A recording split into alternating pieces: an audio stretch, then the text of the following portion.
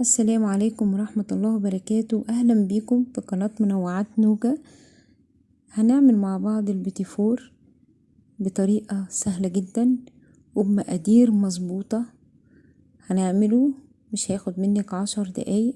هتكوني عاملة كمية كبيرة بكيلو واحد دقيق، وبصي ناعم ازاي وبيدوب دوب مش مستحمل، جميل قوي وبحشوات مظبوطة. والطريقة دي هتنجح معاكي لو أول مرة تعمليه، هيبقى سهل معاكي وهينجح إن شاء الله معاكي وهيشرفك. يلا نشوف عملناه ازاي وطلع بالجمال ده وبالشكل الرائع ده. هنجيب كيلو دقيق يكون مخصوص للكعك والبسكوت، أو دقيق فاخر متعدد الاستخدام بس يكون ممتاز أو فاخر، أي نوع يكون كويس من الدقيق. و4 بيضات، كل بيضة لوحدها منفصلة عن التانية. و800 جرام زبدة. الزبدة دي أنا لسه مطلعاها من التلاجة وقطعتها قطع صغيرة وسبتها حوالي 10 دقايق بعد ما طلعتها من التلاجة عشان مش عايزاها سايحة قوي. وهحط معلقة فانيليا وكوباية ونص سكر بودرة، سكر مطحون، سكر بودر انا شارياه مطحون عشان مهما انتي طحنتيه مش هيبقى بالجمال ده، مش هيطلع مطحون قوي. اول خطوة هنعملها، انتي في ايديكي ان انتي تضربي السمنة لوحدها او تحطيها في محضرة الطعام بتاعتك. حطيها في محضرة الطعام. بصي لما بضغط عليها السمنة سايحة ازاي. بصي انا عايزاها تكون كده بالطريقة دي، ما تكونش سايحة قوي، واول ما اضغط عليها تبقى ناعمة معاكي. هنزل ممكن احطها في المضرب السلك، مضرب الكهربائي، وممكن اضربها قصدي بالمضرب السلك. سهل جدا. اهم شيء انا عايزاها تتخلط مع بعض لوحدها.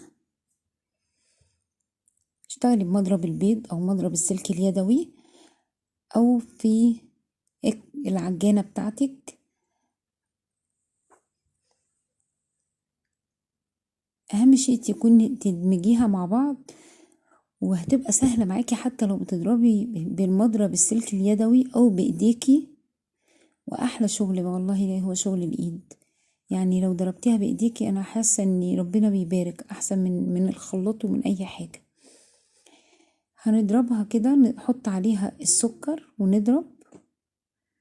خلطي جامد، ولو خلطتي بايدك برضو افضل زي ما انا بقولك. لو ما عندكيش اي حاجة تضربي بيها ممكن تعملي بايديكي. وهنا خلطتها جامد زي ما انت شايفة. هنزل بقى بعدها بالبيض، هحط بيضة بيضة ماشي، وهخلط. هحط بيضة بيضة وهخلط. هحط واحدة واخفيها خالص واخلي ملهاش ملامح.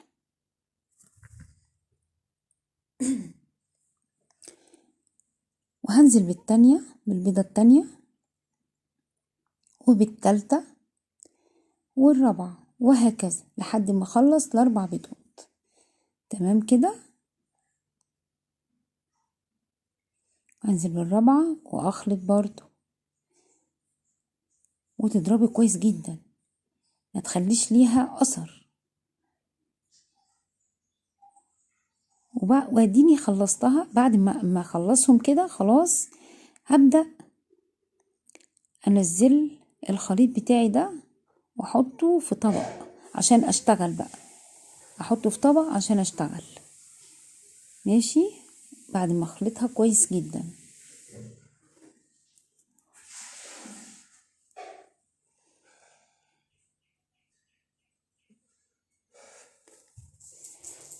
وهنا خلطتها زي ما انت شايفه ما شاء الله على شكلها. هنزل بمعلقه الفانيليا وانزل بقى بايديا. خلاص كده المهمة بتاعة الخلاط انتهت. ابدأ بقى اشتغل بايديا وانا حطيت الفانيليا، وبعد كده قلبت، وهنزل بالدقيق واحدة واحدة بقى واقلب بايديا، وما تعجنيش زي ما احنا متفقين.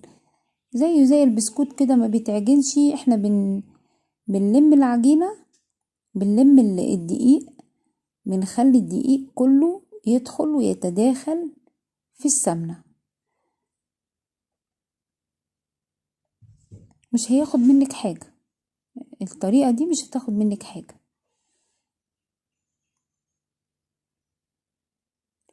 بصي ازاي، زي ما انت شايفة كده. احنا ما بنعجنش، احنا بس بنخليهم يتداخلوا ببعض من غير ما تعجني. تمام كده. هتلاقي العجينة بتلزق شوية، ما تقوليش ان هي بتلزق احط دقيق، لا، اوعي زي ما هي كده. حطيها في التلاجة 5 دقايق وهتلاقيها جمدت معاكي. انا عشان الجو حر عملت كده، اما هي مش محتاجة حاجة تاني. ما شاء الله لا قوة الا بالله. العجينة مظبوطة ومقاديرها مظبوطة 100%. هبدأ بقى في الخطوة التانية، حطها في التلاجة وهطلعها. وزي ما انتوا شايفين حطيتها وطلعتها. هجيب الكيس بتاعك، تجيبي الكيس بتاعك وتحطي بقى العجينة فيه، ونبدأ بقى نشكل ونعمل اللي احنا عايزينه. وهنا انا حطيت الشكل ده، انتي حطي الشكل اللي يعجبك. انا حطيت الشكل اللي يديني شكل وردة طبعا عشان ما يلزقش، مع ان انا برضو ما حطيتش فيه صاج، ما حطيتش فيه ورق زبدة وما لزقش ما شاء الله يعني، الحمد لله. هنا حطيت ورقة الزبدة، دهنت الصاج وحطيت، وبعدين حطيت عليه ورقة الزبدة ودهنت كمان ورقة الزبدة. هبدأ بقى اشكل. وهنا التشكيل بقى بيبقى براحتك انتي بقى، وتعملي اللي انتي عاوزاه وتشتغلي بقى بمزاج كده، هتلاقي نفسك خلصتي. انا شغالة هنا، اشتغلت بالكيس معاكو، عملت شكل وردة، واشتغلت كمان بالمكنة وعملت اشكال كتير بالمكنة. ما شاء الله الكيلو رمى معايا كتير، حوالي الكيلو بس دقيق رمى معايا 3 كيلو بوتيفور، او 3 كيلو الا ربع. ما شاء الله طلعت كمية كبيرة ومن غير حشوة. بالحشوة لو وزنته طبعا انتي هتوزنيه لما بتشتريه محشي. بالحشوة حوالي 3 كيلو ونص، اما من غير الحشوة 3 كيلو الا ربع. تخيلي انتي، والكيلو بيتباع ب250 وب300 جنيه، وانتي بقى اللي عاملاه في البيت وعاملة حاجة بمزاج ونظافة. مفيش بعد كده، كفاية ان انتي عارفة نفسك انتي عاملة ايه. وهنا بعمل بالمكنة بعد ما عملت بالقمح او بالكيس بتاعه. بصي بعمل قدامكم بالاتنين، وعملت اشكال كتير وحاجات بصراحة. اشتغلي براحتك. بصي انا هنا حاطة جنب بعض بالظبط عشان اوريك ان هو ما بيتحطش ليه بيكنج باودر، عشان كده ما ارتفعش وما نفش مني. بصي محطوطين جنب بعض واستووا. بصي شكله هو ده السوى المظبوط. بتشغلي الشواية من تحت وما بتشغليش من فوق. لو شغلتيه من تحت وفوق بتكوني واقفة جنبه، ما بياخدش 5 دقايق في الفرن. بصي الشكل، بصي انا عايزة التسوية دي تحس ان هو لونه ابيض بس استوى. ما شاء الله لا قوة الا بالله. يعني هو مش ابيض، بيدي اللون الذهبي الغامق والفاتح ده، شكله حلو قوي. وهنا بقى انا حطيت كل المكسرات اللي عندك، طلعي كده واعملي كل اللي نفسك فيه. انا هنا جبت اللوز وحطيته في ميه سخنه. ده اللوز حطيته في ميه سخنه وقشرته، وبعد كده حمرته في الفرن وكسرته وتكسريه بأي حاجة كده، تدقدقيه هو والبندق وعين الجمل، كل ده محمراه في الفرن ومكسراه. ودي شوكولاتة طبعا عاملاها على حمام بخار على البوتاجاز عادي، هي والشوكولاتة البيضة والفستق.